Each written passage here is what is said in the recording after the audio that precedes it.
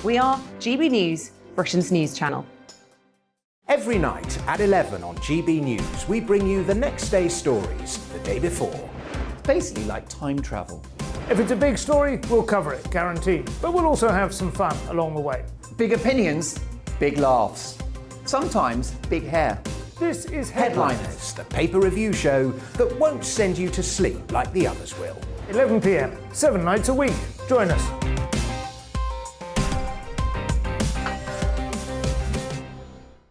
Hello there, I'm Eamon Holmes. And I'm Isabel Webster.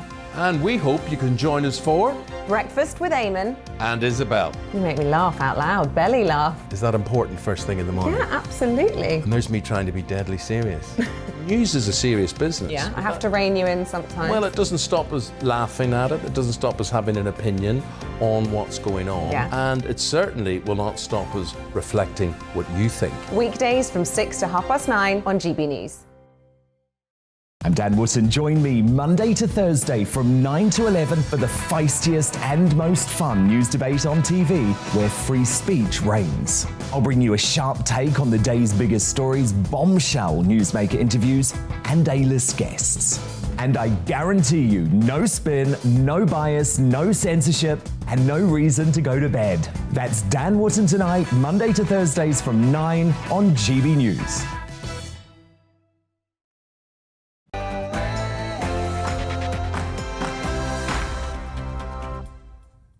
After Russian tanks moved into two eastern Ukrainian provinces last night, the West today responds with sanctions. The British respond.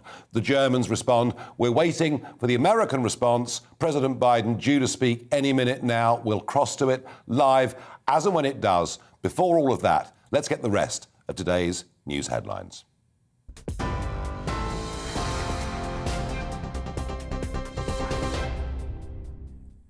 Thank you. I'm Miranda Shunker in the GB newsroom.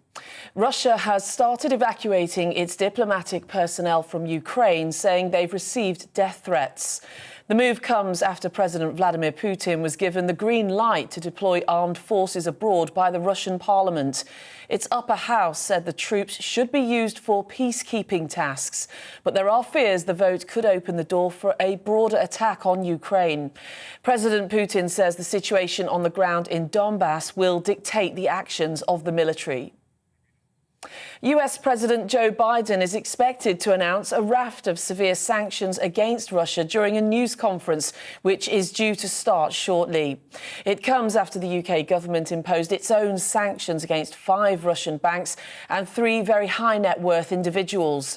Boris Johnson told MPs that Russia's troop deployment amounts to a renewed invasion of the country. We will not allow Putin to drag our continent back into a Hobbesian state of nature where aggression pays and might is right. And it is precisely because the stakes are so high that Putin's venture in Ukraine must fail. Well, to other news, a legal requirement to wear face masks in shops and on public transport will end on March the 21st in Scotland. First Minister Nicola Sturgeon says that using restrictions to suppress COVID infections are no longer needed. Coronavirus passports are also being scrapped for nightclubs and large events. However, in contrast to England, the Scottish Government will continue its free testing programme and will advise people who test positive to keep isolating. The European Union's set to drop COVID tests for fully vaccinated UK travellers before the Easter holidays. The EU Council is recommending that visitors be allowed to enter the bloc without any restrictions or conditions from March the 1st. Severe flood warnings have been issued for parts of the West Midlands and Yorkshire. The Environment Agency says water levels could still rise in areas around the River Severn and the River Ouse after heavy rain fell during Storm Franklin. Flood-hit communities are urging the government now to fund permanent defences after dozens of homes were evacuated. Well, on TV, online and DAB+ radio, this is GB News. Now it's back to Farage.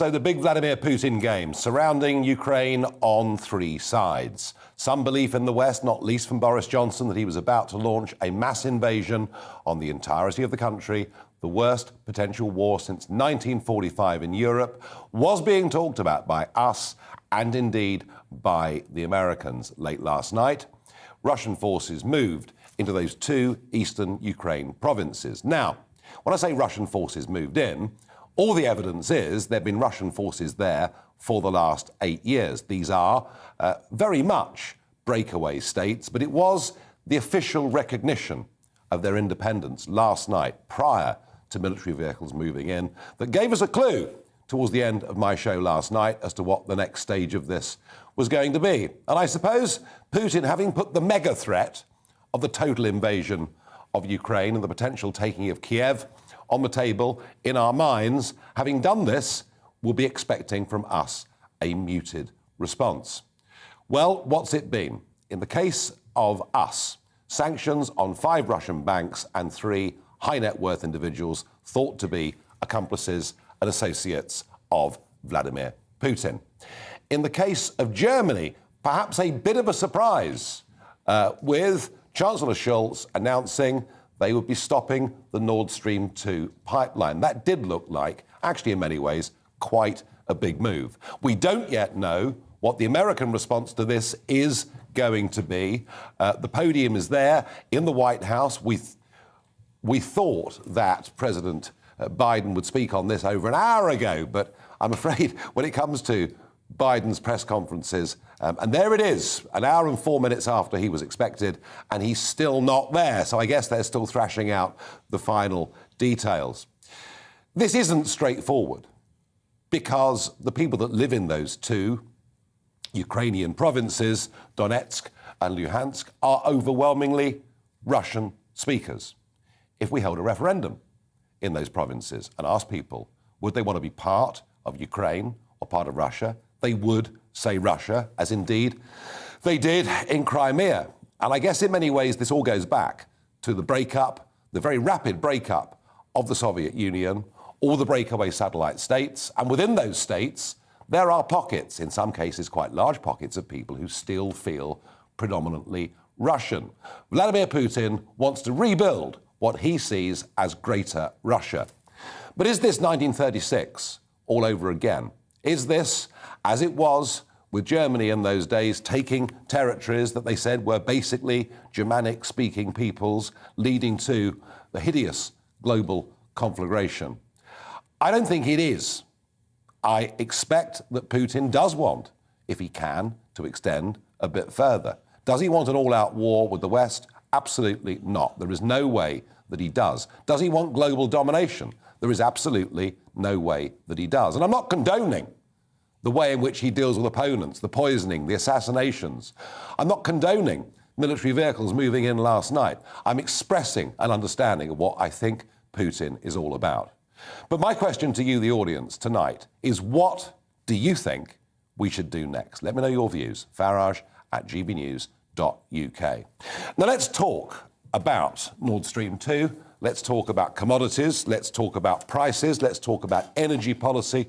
Because I think Liam Halligan, GB News' economics editor, all of that has been brought into very much sharper focus today.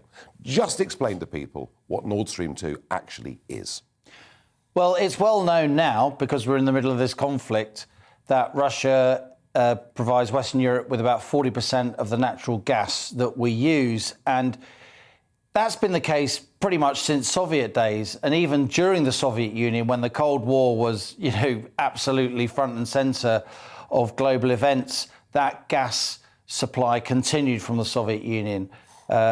What's happening now is that gas supply, rather than going through Ukraine, it's increasingly going from the north of Russia, near St. Petersburg, across the floor of the Baltic Sea, just underneath Sweden and Denmark, straight into Germany. So it's marginalising Ukraine. And the fear among lots of Western analysts is that if Russia doesn't need Ukraine to have pipelines going across it, then they'll be less concerned about political turmoil in Ukraine, so there might be some expansionism. Now, there are 2 Nord Stream pipelines. Just bear with me. Nord Stream 1 was completed in 2011, between Russia and Germany. It didn't open until 2015 because, again, there was a lot of political aggro. That it was, pretty much nerds and commodity traders who understood it because there wasn't then a huge conflict. There'd been a conflict in 2008-9 with Georgia, but at that point, East-West tensions weren't huge. So Nord Stream 1 went through on the nod, but even that took 4 years from completion to it beginning. Nord Stream 2 is along the same route across the floor of the Baltic Sea. Again, the longest undersea gas pipeline in the world. It is complete. And what's now happened is that Germany, which helped it to be completed, is partly owned by Gazprom, the Russian state giant, and Germany and some of the other surrounding countries. Germany supported Nord Stream 2 for years, but at the very last moment, as it's about to be given the sign-off, it's been tested and pressurised. And the Americans approved it. Biden's approved it. The Americans have approved it, but now it's being used as a bargaining chip. It's not going to be allowed to be used. The Germans have said no for now, but it absolutely is for now. You're not going to have that massive multi-billion-pound pipeline providing Russian gas to Europe, gas it desperately needs. It's not going to sit there and do nothing when there's a pipeline next to it that is working. So Nord Stream 2 will happen, but there's a lot of symbolism involved here. It's not being used for now in order for the West to try and exert some leverage. The Germans quite reluctantly, it must be said, given this conflagration between Russia and Ukraine. And Liam, it's not just gas that we get from Russia. Oh, no. There's oil that we get from Russia. There's nickel that we get from Russia. There's a whole host of commodities that come from Russia. What are the implications for pricing and commodity supply if these tensions escalate further? Well, Russia is an energy superpower. There's no getting away from it. It's also a food superpower. Russia's the world's biggest exporter of wheat. The Russians and the Ukrainians between them provide a third of the world's wheat almost, 20% of the world's corn, 80% of the world's sunflower oil. These are really important commodities that go into many products. So as things stand now, I must say, I've watched this very closely today, as I know you have. We've had many discussions about it. The sanctions that the UK's put on so far are pretty lukewarm, pretty tepid. There are individuals who don't even... These are 3 billionaires. 3 people that don't even live in the UK. There are 31 Russian companies listed on the London Stock Exchange. Nothing seems to be happening to them. So that's why the financial markets, the FTSE 100, it's ended up today because the sanctions could have been a lot worse. If this is the best the UK has got, then it's not very much, frankly, according to the financiers. But that doesn't mean that there won't be lower level sanctions and tit-for-tat things which will impact this cost of living crisis being felt by many GBNews viewers. For instance, Nigel, little noticed, the Russians have slapped an export ban on something called potassium nitrate. Now, you're a former commodity trader. You know what potassium nitrate is. It's the basic raw material for fertiliser. That's why farming friends of mine are phoning me saying, crikey, fertiliser prices are going through the roof. It's not a joke because when fertiliser prices go up, food becomes more expensive. We've already got a cost of living crisis in this country. We're already facing a triple whammy, higher energy bills, higher tax, higher inflation in April. If this Russia-Ukraine crisis escalates, if sanctions get tighter than they currently are, we could see even higher energy prices, petrol and diesel, and food prices too. So a lot will depend That's the reality. A lot will depend on what Biden says in the next... Indeed. When he finally... Well, I'm sure GBNews would much prefer to hear from you particularly and maybe me as well than Joe Biden. No. But it's a serious point. We can beat our chest about sanctions and, in many ways, sanctions are justified. There's some serious stuff going on in Donetsk and Luhansk, as you, me and GBNews colleagues have been saying all day. But as they come to actually ink in those sanctions, Western leaders will be mindful of the impact of those Russian sanctions on the cost of living crisis, on living standards in the West, It's very real, on people who vote, on people whose support they need.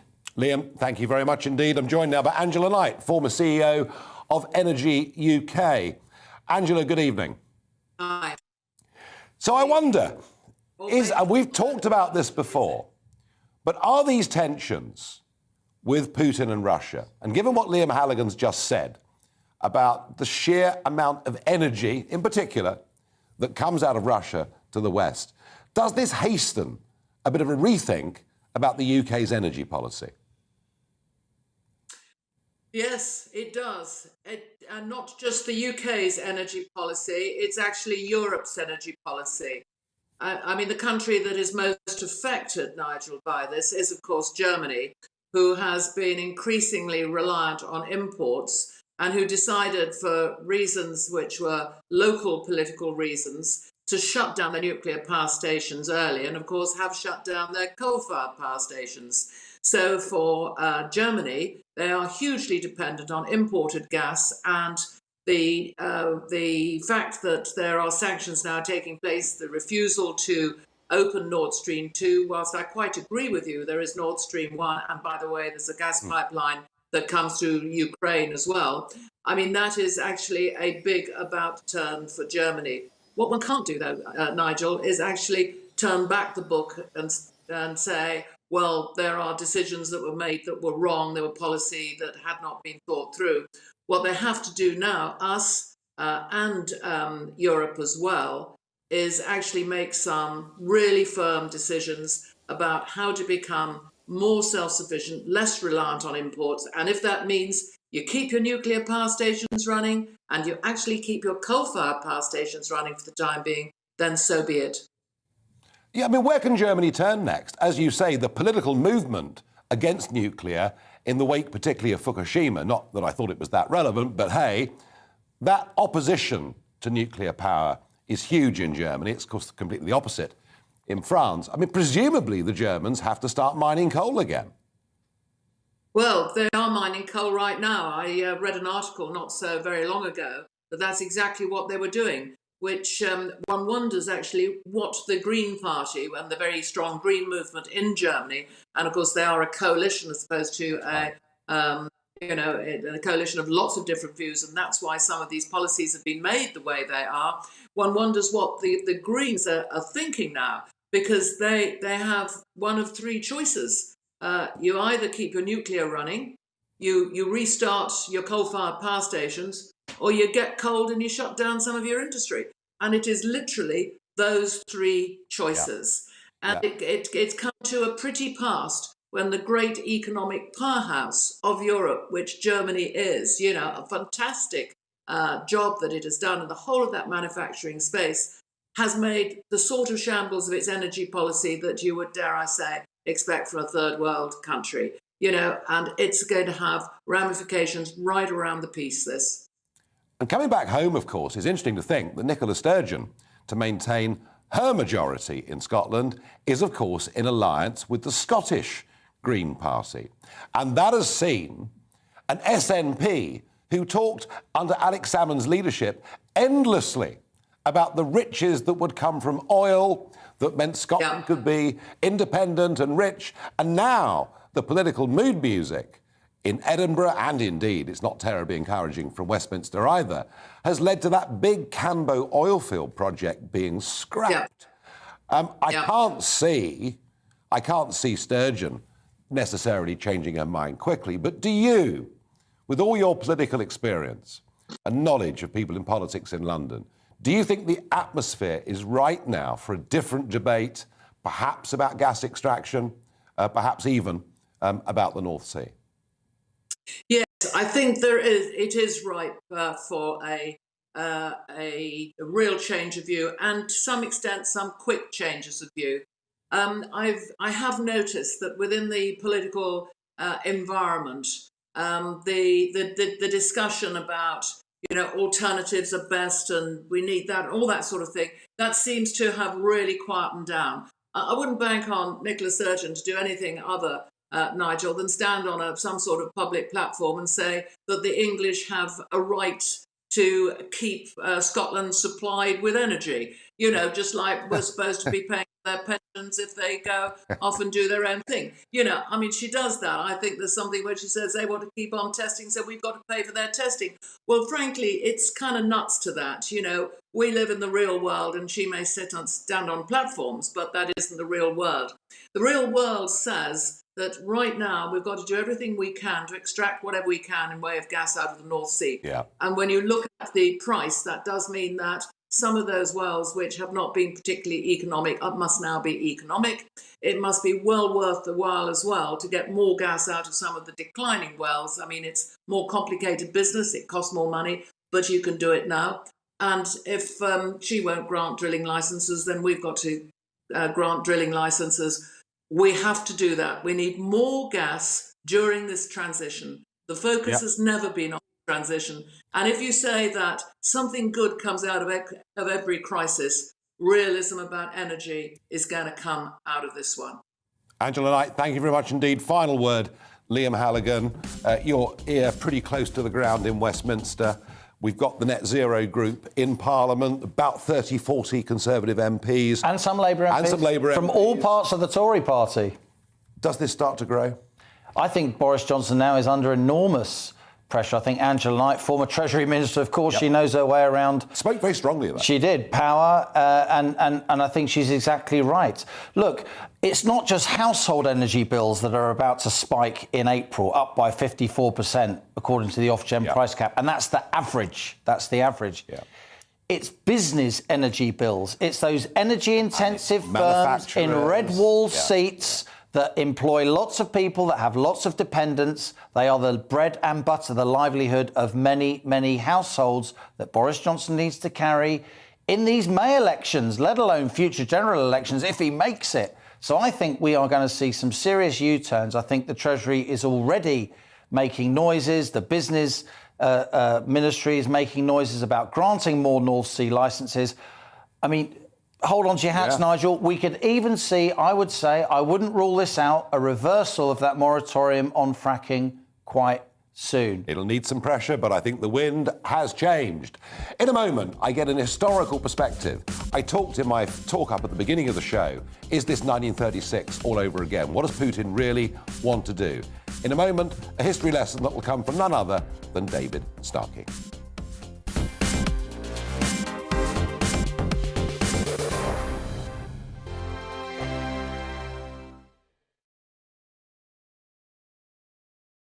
GB News is the UK's home of discussion and debate from all perspectives. To stay up to date on the latest stories, make sure that you subscribe to the GB News channel right here on YouTube. You can watch us live 24/7 across the whole world. You can also check out exclusive content and catch up on previous episodes of your favourite shows. Every day, we ask the questions that you'd ask, so why not add your voice to the conversation in the comments section? Don't forget to subscribe. We are GB News, Britain's news channel. Every night at 11 on GB News, we bring you the next day's stories the day before. It's basically like time travel. If it's a big story, we'll cover it, guaranteed. But we'll also have some fun along the way. Big opinions, big laughs. Sometimes big hair. This is Headliners, the paper review show that won't send you to sleep like the others will. 11 p.m, 7 nights a week. Join us.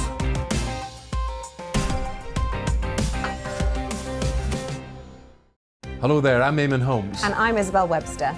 And we hope you can join us for Breakfast with Eamon and Isabel. You make me laugh out loud, belly laugh. Is that important first thing in the morning? Yeah, absolutely. And there's me trying to be deadly serious. News is a serious business. Yeah, I have to rein you in sometimes. Well, it doesn't stop us laughing at it. It doesn't stop us having an opinion on what's going on. Yeah. And it certainly will not stop us reflecting what you think. Weekdays from 6 to 9:30 on GB News. I'm Dan Wootton. Join me Monday to Thursday from 9 to 11 for the feistiest and most fun news debate on TV, where free speech reigns. I'll bring you a sharp take on the day's biggest stories, bombshell newsmaker interviews, and A-list guests. And I guarantee you, no spin, no bias, no censorship, and no reason to go to bed. That's Dan Wootton Tonight, Monday to Thursdays from 9 on GB News.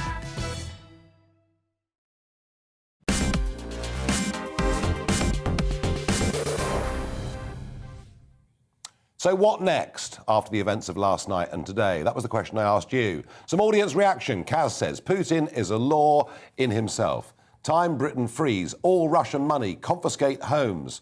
Germany should build a pipeline to the North Sea. Forget the Russian gas. The situation is very dangerous. Another viewer says, respect wishes of people in autonomous regions, but negotiate with Putin to respect referendum on the issue with non-NATO Russian-aligned observers.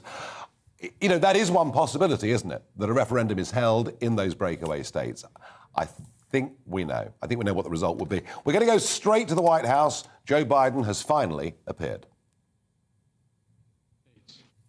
And he bizarrely asserted that these regions are no longer part of Ukraine and their sovereign territory. To put it simply, Russia just announced that it is carving out a big chunk of Ukraine. Last night, Putin authorized Russian forces to deploy into these regions. Today, he asserted that these regions are actually extend deeper than the two areas he recognized, claiming large areas currently under the jurisdiction of the Ukraine government. He's setting up a rationale to take more territory by force, in my view. And if we listened to his speech last night, and many of you did, I know, he's setting up a rationale to go much further. This is the beginning of a Russian invasion of Ukraine, as he indicated and asked permission to be able to do from his Duma. So let's begin to, I'm going to begin to impose sanctions in response far beyond the steps we and our allies and partners implemented in 2014. And if Russia goes further with this invasion, we stand prepared to go further as with sanctions. Who in the Lord's name does Putin think gives him the right to declare new so-called countries on territory that belong to his neighbors? This is a flagrant violation of international law and demands a firm response from the international community. Over the last few months, we've coordinated closely with our NATO allies and partners in Europe and around the world to prepare that response. We've said all along, and I've told Putin to his face more than a month ago, that we would act together. And the moment Russia moved against Ukraine, Russia has now undeniably moved against Ukraine by declaring these independent states. So today, I'm announcing the first tranche of sanctions to impose costs on Russia in response to their actions yesterday. These have been closely coordinated with our allies and partners and will continue to escalate sanctions if Russia escalates. We're implementing full blocking sanctions on two large Russian financial institutions, VEB and their military bank. We're implementing comprehensive sanctions on Russian sovereign debt. That means we've cut off Russia's government from Western financing. It can no longer raise money from the West and cannot trade in its new debt on our markets or European markets either. Starting tomorrow and continuing in the days ahead, we'll also impose sanctions on Russia's elites and their family members. They share in the corrupt gains of the Kremlin policies and should share in the pain as well. Because of Russia's actions, we've worked with Germany to ensure Nord Stream 2 will not, as I promised, will not move forward. As Russia contemplates its next move, we have our next move prepared as well. Russia will pay an even steeper price if it continues its aggression, including additional sanctions. The United States will continue to provide defensive assistance to Ukraine in the meantime, and will continue to reinforce and reassure our NATO allies. Today, in response to Russia's admission that it will not withdraw its forces from Belarus, I have authorized additional movements of U.S. forces and equipment already stationed in Europe to strengthen our Baltic allies, Estonia, Latvia, and Lithuania. Let me be clear, these are totally defensive moves on our part. We have no intention of fighting Russia. We want to send an unmistakable message, though, that the United States, together with our allies, will defend every inch of NATO territory and abide by the commitments we made to NATO. We still believe that Russia is poised to go much further in launching a massive military attack against Ukraine. Hope I'm wrong about that. Hope we're wrong about that. But Russia has only escalated its threat against the rest of Ukrainian territory, including major cities and including the capital city of Kyiv. There are still well over 150,000 Russian troops surrounding Ukraine. And as I said, Russian forces remain positioned in Belarus to attack Ukraine from the north, including warplanes and offensive missile systems. Russia's moved troops closer to Ukraine's border with Russia. Russia's naval vessels are maneuvering in the Black Sea to Ukraine's south, including amphibious assault ships, missile cruisers, and submarines. Russia's moved supplies of blood and medical equipment into position on their border. You don't need blood unless you plan on starting a war. Over the last few days, we've seen much of the playbook that Secretary Blinken laid out last week in the United Nations Security Council come to pass. A major increase in military provocations and false flag events along the line of contact in the Donbass. Dramatically staged, conveniently on-camera meeting of Putin's Security Council to grandstand for the Russian public. And now political provocation of recognizing sovereign Ukrainian territory as so-called independent republics in clear violation, again, of international law. President Putin has sought authorization from the Russian parliament to use military force outside of Russian territory. And this set the stage for further pretexts of further provocations by Russia to try to justify further military action. None of us should be fooled. None of us will be fooled. There is no justification. Further Russian assault in Ukraine remains a severe threat in the days ahead. And if Russia proceeds, it is Russia and Russia alone that bears the responsibility. As we respond, my administration is using every tool at our disposal to protect American businesses and consumers from rising prices at the pump. As I said last week, defending freedom will have cost for us as well and here at home. We need to be honest about that. But as we do this, I'm going to take robust action to make sure the pain of our sanctions is targeted at the Russian economy, not ours. We're closely monitoring energy supplies for any disruption. We're executing a plan in coordination with major oil-producing consumers and producers toward a collective investment to secure stability in global energy supply. This will blunt gas prices. I want to limit the pain the American people are feeling at the gas pump. This is critical to me. In the last few days, I've been in constant contact with European leaders, including with Ukrainian President Zelensky. Vice President Harris met in person with the leaders in Germany over the weekend at the Munich conference, including President Zelensky. At every step, we have shown the United States and our allies and partners are working in unison, which he hasn't been counting on, Mr. Putin.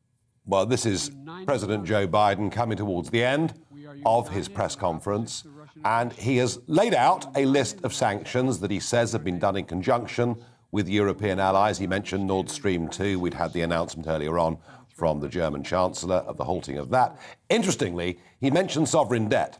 He said, and it wasn't just America, he said, we in the West are going to make it difficult for the Russians to raise money, to issue bonds, basically, in the West, which does sound like a very tough sanction, although I suspect will drive Putin and Russia into the arms of the Chinese Communist Party. I'm joined now by Dr. Liam Fox, Conservative Member of Parliament for North Somerset, former Defence Secretary and International Trade Secretary. Liam, thank you very much on a busy day for joining us. Do these sanctions that we've put in place between Germany, us and the Americans, do they make any difference at all? Well, they'll make a difference. They'll make some increased difficulty in the Russians running their economy. But I think that we have to be very frank about the fact that there's a limit that can be achieved by sanctions in a country where you have a despot as leader who has never cared and is never likely to care about the implications and the impacts on ordinary Russians. It's not as though he's responsive as we are in a democratic society. And I think it's been quite clear for some time what his intentions are. I came across an article today that I wrote in the Daily Telegraph exactly 7 years to the day, saying that we would ultimately have to arm the Ukrainians if we intended to stop Russia. And while we might achieve some of our aims by sanctions, and clearly there is a plan, a well-thought-out plan to be escalatory in these sanctions, we also have to recognize that ultimately, if we want to guarantee the security of the people of Ukraine and their sovereignty and their rights under international law, either we will have to provide them with the means of defending themselves, or we'll have to come to a defense pact with them. That is how you deal with aggressors like Putin. As President Biden was saying there is no threat from Ukraine. There is no justification for this action, and there can be no excuses. It is a blatant act of aggression. And sooner or later, we have to stand up to that, and we have to say, we may be able to do a lot of things by sanctions. We may dissuade Russia. But anyone who heard President Putin the other night realizes this is a man on a mission to start recovering the empire that was lost under the breakup of the Soviet Union. Liam, I completely understand that, and you know, I get what you're saying. However, if the people living in Donetsk and Luhansk, if they overwhelmingly want to be part of Russia and not be part of Ukraine, it's not for us to stand in their way, is it? Well, Ukraine voted, if you remember, to be an independent nation as a single sovereign entity. And it's not for President Putin to determine what the future of those people may be. And this is one of the problems we have with Putin. He's got two reasons, I think, for not being able to qualify as a civilized member of the international community. The first is that he believes that the protection of ethnic Russians is the premise of the Kremlin, not the societies in which they live, their constitutions, or their legal systems. That, of course, is unacceptable to us in terms of the concept of self-determination. And he still maintains this old KGB, remember he's an old KGB officer, the KGB view that Russia has a sphere of influence, or as they see it, a near abroad, in other words, that they should have a veto over the economic, political and foreign policy of their immediate geographic neighbours. That again drives a coach and horses through our idea of international law. And this is really what it boils down to, Nigel. It's, do we believe in international law or not? Do we want to live in a world where might is right, as Boris Johnson said today, or do we actually want to have rules governing us? And sooner or later, it always boils down to this point where we have to make a decision whether we want to stand up for those values or let them to be trampled by a despot. Liam Fox, thank you very much indeed. Well, Liam Fox, very firm there in his views, and indeed President Biden defending NATO more volubly than I've heard him before as president. Let's get the long view. Let's go to historian David Starkey. David, good evening. Hello, Nigel. Welcome. Now, is this 1936 all over again? Is this an empire that wants to expand piece by piece, leaving us unsure what to do? Are there comparisons between the two? Yes, full stop. I mean, we haven't really, I think, got the measure of Putin. I mean, the measure of Putin is who first conquers the Ukraine for Russia. It's Peter the Great and it's Catherine the Great. And he sees himself as their direct heir. It's not that he's reconstituting the Soviet Union, he is reconstituting the Tsarist Empire.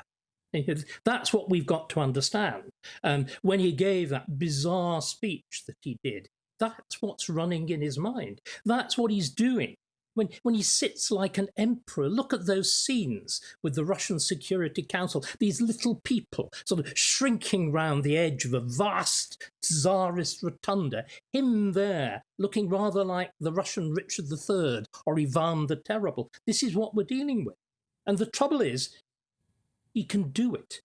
He's got power like the Tsars. We have given up using power. Everybody says Russia, oh, it's only an economy the size of Spain or Italy. That's not the measure. The measure is how much of its resources it's prepared to spend on war. Do you know how much we spend on defence? So what are the limits, David? What are the limits to his potential expansion? But just trying to understand it, he effectively spends between 1/3 and 2/3 of the entire energy of the state on war. And moreover, the comparison isn't a dollar-to-dollar comparison. Because labour is cheap in Russia, he can afford these vast armies. We have nothing. This is the great difference, by the way, with 1936. In 1936, we were still a great power. We had an empire. We had the vast resources. One thing and one thing only will stop Putin, and it's what we're not prepared to do, which is to fight. I'm sorry. Power is brutal. There's no point in Liam Fox talking about international law. All law depends on force.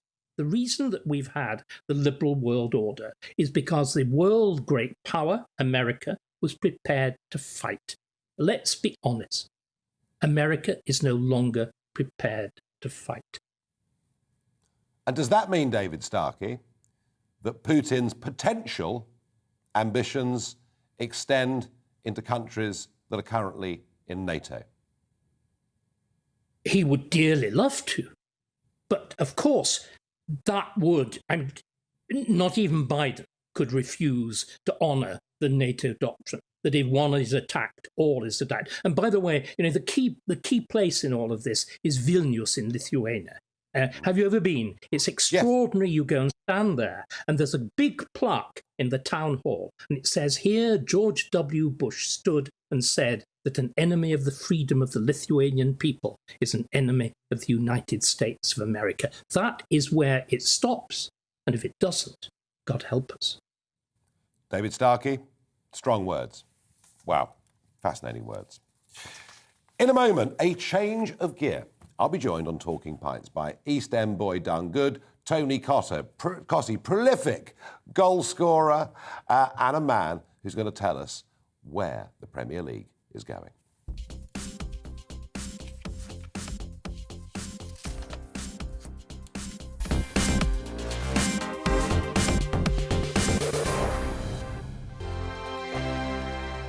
GB News is the UK's home of discussion and debate from all perspectives. To stay up to date on the latest stories, make sure that you subscribe to the GB News channel right here on YouTube. You can watch us live 24/7 across the whole world. You can also check out exclusive content and catch up on previous episodes of your favourite shows. Every day, we ask the questions that you'd ask, so why not add your voice to the conversation in the comments section? Don't forget to subscribe. We are GB News, Britain's news channel. Every night at 11 on GB News, we bring you the next day's stories the day before. It's basically like time travel. If it's a big story, we'll cover it, guaranteed. But we'll also have some fun along the way. Big opinions, big laughs. Sometimes big hair. This is Headliners, the paper review show that won't send you to sleep like the others will. 11 p.m, 7 nights a week. Join us.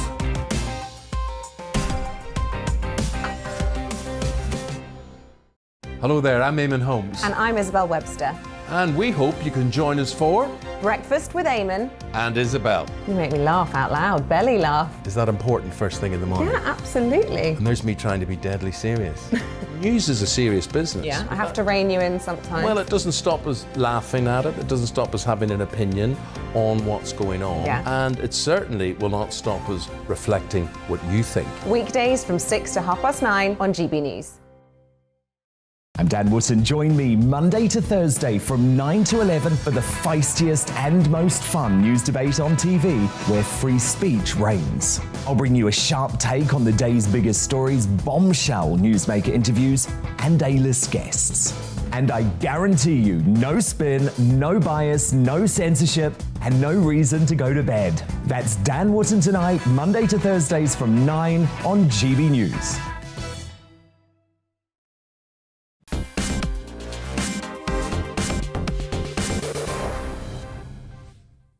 It's Talking Pints. The GB News tavern is open, and after what David Starkey just said, I think we probably all could do with a drink, actually. I'm sure that was scary, wasn't it? It was scary. Tony Cottee. Nigel, lovely to meet you. Lovely to see you. Very good to see you. It was a bit scary, wasn't it? It's a frightening world. It's the last thing we need. We've all had 2 horrible years, haven't we, with COVID, and now you've got all this going on, and it's worrying, very worrying. He made a point, didn't he, about us, not having the resolve anymore. I guess we have cut back our armed forces a fair bit, haven't we? Oh, absolutely. And I think, we were so well prepared for the First and the Second World War. But you imagine with the youngsters now, and I've got 2 24-year-old boys. I wouldn't want them to go to war. No. You wouldn't want them to do it. And as a parent, I would say, you're not going. Well, whereas it was the complete opposite, wasn't it, in years gone by? Maybe 1914, there were a few starry eyes around. Yeah. But I think for the Second War, people have woken up to it all. But now, Tony, East End boy.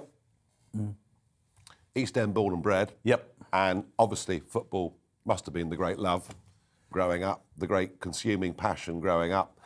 And you get to play for West Ham. For my team. I mean, did your whole family support the club? Yeah, absolutely. Mum, dad, aunts, uncles, granddads, nans, the whole family. Originally I lived in East Ham for about 18 months, and like many EastEnders, moved out to sunny Essex. Yeah. But the family was very much West Ham, and I think I know all clubs are different, but I think West Ham fans are a little bit different. I think you, as a dad, you don't ask your son to support West Ham, you tell him to support West Ham. I was told quite clearly you will support West Ham. I don't know about yourself, but... Let's have a look at Tony Cottee on his debut against Tottenham Hotspur in 1983. Art of compromise. The referee got Pike to take the ball back and the Wall to go back as well. Gallagher! And Cottee!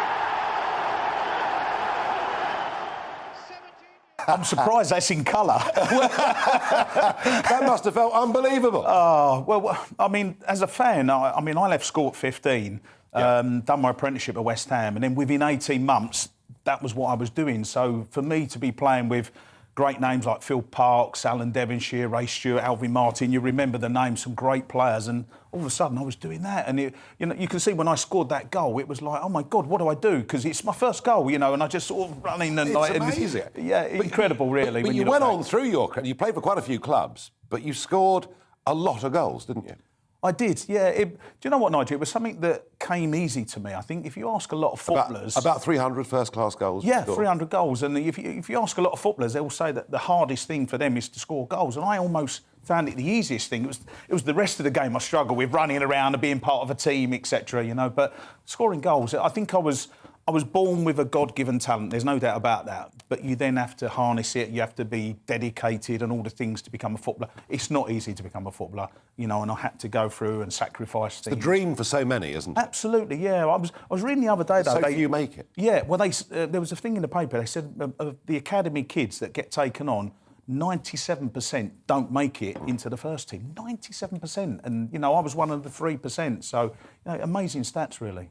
England. You played for England. I did. But not as many games as you might have liked. No, I had these two not very good players called Lineker and Beardsley in front of me. I'm joking, obviously. They had a wonderful partnership, and I was just a little bit unlucky. But there's been so many great players. I can think of Billy Bonds, Julian Dix, Steve Bruce, for example, Mark Noble playing for West Ham, who all perhaps should have played for England, just didn't quite get the caps. And I played 7 times, so I'm very proud of that. No, I bet you are. And Tony, there you were. It was, in those days, it was the First Division. Yep.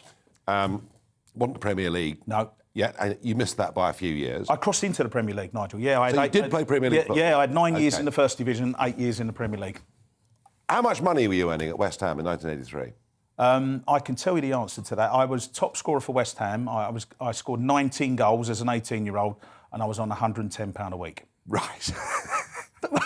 I'm glad you find it funny. Well, I know. Football's changed, isn't it? It's changed. Imagine an 18-year-old now scoring 19 goals in his first season. Would be earning. You would get 40, 50 grand a week straight away thrown at you. And that, the money is just incredible now in football. Do you think... generation before you, of course. Yeah. Or 2 generations before you, the Stanley Matthews and great Bobby players. Moore, Jimmy Greaves, great Jimmy Greaves. They were earning very little money. They was, yeah. And of course you had Johnny Haynes as the first £100 a week footballer. So the great progress has been made. And, am I jealous? Yeah, of course I am. I'd love to earn that sort of money. Of course I would. If I said otherwise, people would look at me and say, you're telling lies, But I'd love to have made that money. But I played in a great era, the 80s and the 90s. We had wonderful camaraderie, team spirit. Great time to be a footballer, but we just didn't get rewarded as much as we should have done. Now they get the great rewards, and you don't even have to be a good player. Well, now they're getting... It's true, though, isn't it? That's a typical old pro. I said I'm not bitter and twisted. That's the sort of thing Geoffrey Boycott said. Okay, what about cricket today? But the money now is massive. Huge amounts of money. And yet, the behaviour... I know that footballers in your day liked to drink and went out and clubbed and some went a bit too far. Yep. But we've had a spate, haven't we, of footballers getting into really serious trouble. Yep. And, of course, with the mobile phones nowadays, everything is out there, isn't it? We all know what happened with Kurt Zuma with the cat incident, and that was because of a mobile phone. And, of course, in my day, you didn't have the mobile phone. So I'm not saying that footballers were running around kicking cats in those days, because I'm quite sure they wasn't. But... there was a lot of things that went on and were going on that were never filmed and never reported because you didn't have the big interest with the media. So, footballers have to be careful. So your private life was a bit more private then? Yeah, absolutely. And, I always said we went to great detail to make sure no one knew what we was doing. Now I think everyone wants to get on all the channels and look what I'm doing. And it's not funny. The cat incident wasn't funny. And there's been other incidents as well with footballers. But it's always been going on. It's just that much more high. I mean, the Premier League itself is a phenomenon, isn't it? Worldwide as well. You were there at the beginning of it, and it's just grown and grown and grown, and you get into a taxi now. I'm off to America tomorrow, actually, and I get into a taxi, particularly on the East Coast, anywhere on the East Coast, and the first question the cab driver asks you, what team do you... Yeah, they hear the accent. It's what team do you support? Premier League matches in New York, the sports bars are overflowing onto the street. Doesn't matter what time of day or night it is. So it's become a huge global thing, and, it's our Premier League that dominates the whole thing. So on the one hand, it's this fantastic success. It's kind of global Britain. This is where the great stars of the world want to come. On the other, I've mentioned, the behaviour of some individuals. But what kind of state is English football really in? When? Since we've come back to crowds attending grounds, we've got quite a big spike in violence and disorder. I'm not talking just Premier League now, I'm talking right the way Lower down. leagues, Now, this could be a result of everyone being cooped up for a couple of years and they're back out again and don't quite know how to behave.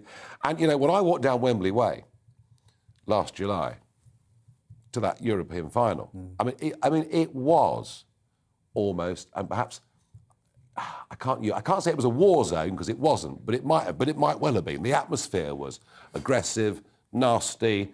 There were cans flying through the air. It was horrific. It was a throwback to the bad old days of the 80s, wasn't it? And, it was unacceptable. And I think as a result of that, I think the FA have been put off going for the 2030 World Cup. We're not going to get it, are we? We're not going to get it, absolutely not. But we're probably going to get the 2028 Euros. But, it appears that not a lot of the countries want to host the Euros. So we will get the Euros. But when you think 1966 was the last time we had the World Cup, and, we seem to be even further away from getting it than ever. But in general terms, you've got to say football's in a much better place. In terms of the 70s and the 80s, with all the hooliganism, the racism, of course we can do better, and of course there's room for improvement, but it's so much better than what it was back in those days. And I think nowadays you can take a family to football, whereas you couldn't do that in the 70s. No, it was very, very tribal. And also, just going back to the Premier League point, it's one of our greatest exports. It's we don't realise, do we? We don't realise in the UK, unless you go to another country like what you're going to be doing tomorrow, you don't realise just how great and how big the Premier League is. And I think the foreign rights are now higher than the domestic rights for the first time. So there's a lot going well in football. It's just the little bad things we've got to get rid of. Your best moment in your career? My debut for West Ham, which we just saw. I scored a hat-trick on my debut for Everton. And, of course, representing your country, playing for England was great. And then when I was at Leicester in my sort of late days in the late 90s, I won my one and only trophy playing for Leicester. So, I had 3 great clubs and play for your country, but wonderful time. Yeah, no, that's pretty cool, isn't it, really? And the best player you ever saw? I think in my generation, there's 2 that spring to mind immediately. Gaza, from an English point of view, and Diego Maradona. I think my generation. I was just after Pelé, and of course you've now got Messi and Ronaldo, 2 wonderful players. The hand of God, Maradona. Hand of God. Poor old Peter Short. I know. He's never forgiven, he's never forgotten it, and nor should he. But what a player. That first goal you're talking about, but the second goal when he ran from the halfway line was incredible. No, I couldn't agree more. Yeah. And poor old Gaza, such a popular... Everyone loved him. Yeah. That World Cup run we had through to the semis. Yeah. And what a shame. It is, and Gaza loved football. It's hard when you retire from football. People don't understand because where do you go to get that adulation playing in front of the fans? And Gaza lost that, and he loved playing football. I'm not worried about playing football, But you got commentary. You got commentary, didn't you? Yeah, you got involved in commentary. I got involved with broadcasting, which helped me. I think if I hadn't got involved in the broadcasting, I dread to think where I'd be. And there's a lot of players who don't get that opportunity. And you read all the time. I was just reading on the train up today about a player who played for Birmingham having mental problems. And it's a big, big problem for footballers because you lose that adulation of playing in front of thousands of fans. But you were at Sky. You were commentating at Sky for 20 years. Yeah, long time. And suddenly, men of a certain age Well, it does seem. Sometimes you don't have to say anything, Nigel. I'm allowing you to say it for me. It seems at Sky that, shall I say, middle-aged white guys suddenly weren't wanted it. Do you know, it's a great shame because I had 20 wonderful years at Sky. I really did. And, you know, to work for a company for 20 years was great. And it was time to move on. And, you know, I'm looking at other things, other projects now. And, you know, there's no regrets. I don't look back and think, oh, that was, you know, rubbish. I thoroughly enjoyed my time and it's time to move on. And, you know, 20 years as a footballer, 20 years as a broadcaster, and we'll see what the next 20 years are. The next stage to come. Tony Cottee, thank you very much indeed for Cheers, joining me Nigel. on Talking Pints. Very good.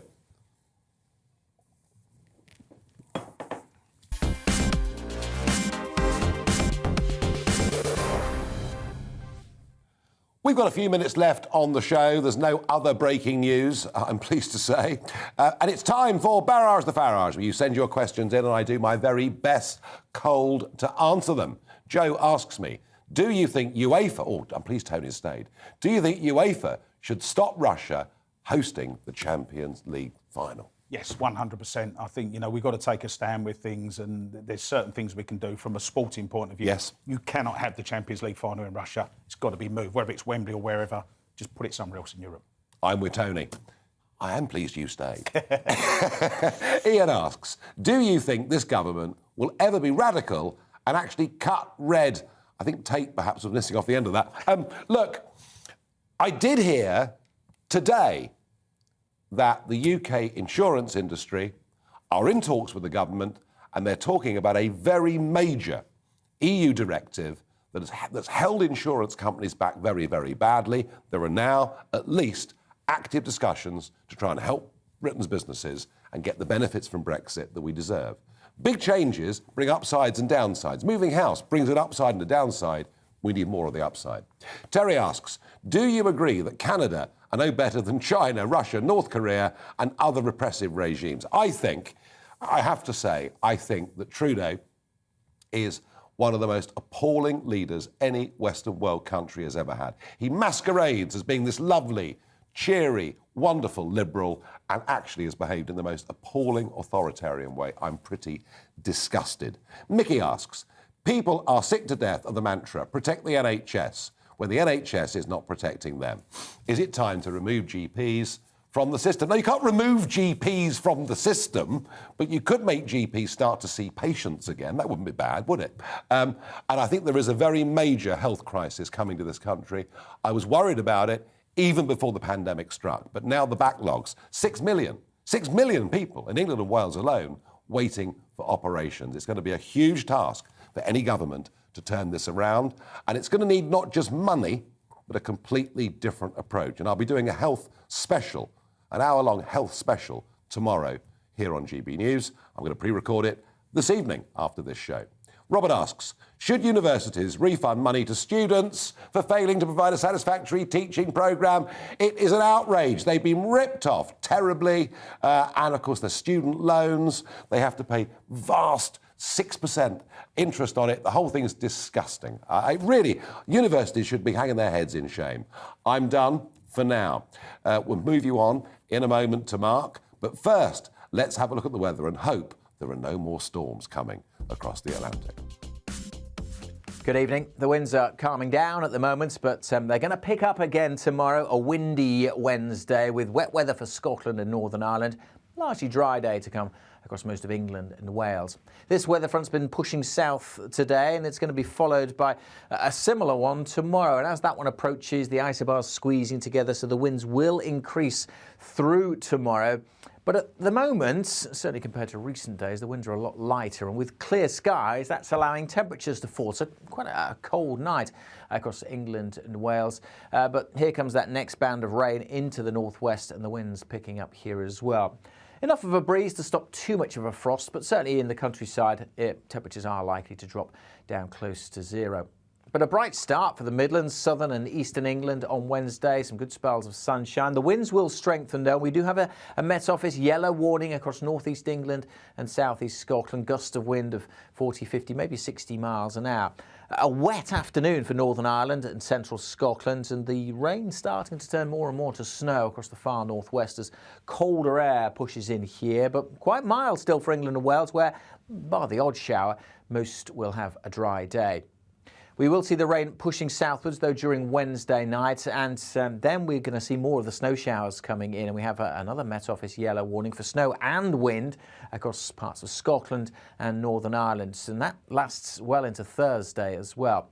We'll start with rain across East Anglia and the southeast on Thursday. That should scoot away, and then we'll see sunshine and showers, but these showers of snow could cause some problems with the snow really building up, especially on some of the higher routes. But even at low levels for a time, some snow on Thursday across western Scotland and Northern Ireland, perhaps even into parts of southeast Scotland. With those strong winds, that's going to make for some pretty hazardous driving conditions. Sunny spells for many elsewhere on Thursday, but it's going to feel cold wherever you are.